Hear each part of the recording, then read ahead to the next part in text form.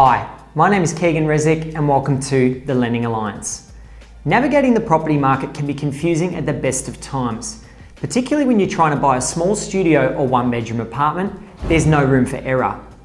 And on that note, if you're an apartment buyer, I strongly suggest that you tune in for the next few minutes as I tackle the subject of apartment sizing. What will the bank actually finance?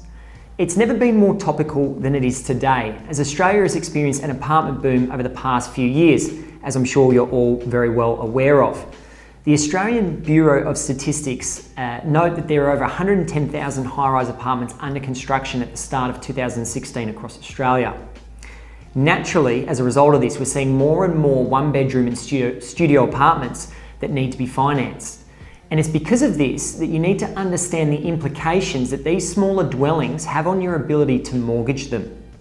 As a bit of a benchmark, if the internal dimensions of your apartment are 50 square metres or above, excluding the balcony, then there's usually a number of lender options in the marketplace that will finance these sorts of dwellings.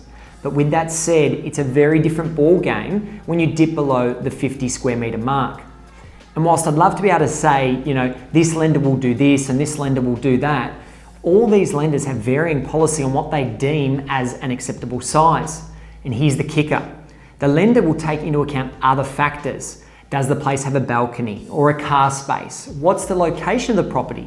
They will even consider your loan to value ratio as part of the criteria. In terms of where you'll find the dimensions of the apartment, they will be stipulated in the contract and strata documents.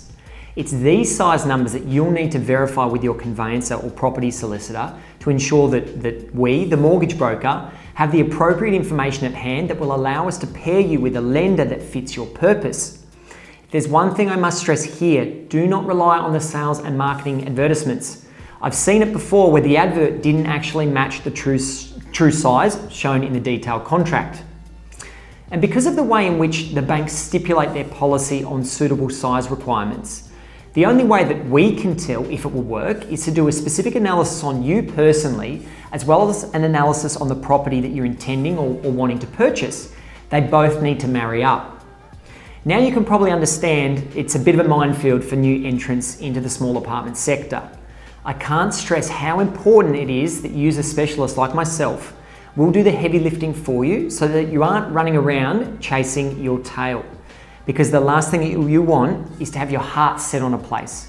You exchange contracts and you pay the 10% deposit only to find out that you can't finance the purchase and thus risk losing your deposit if you can't settle on the property. Not ideal at all. If you've got any further questions on what I've discussed in today's video, you can give me a call on my mobile 0451 668 673, or if you feel more comfortable, drop me an email, keegan@tlagroup.com.au.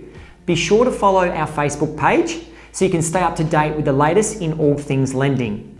Thanks for tuning in. I'll see you in the next one. Bye for now.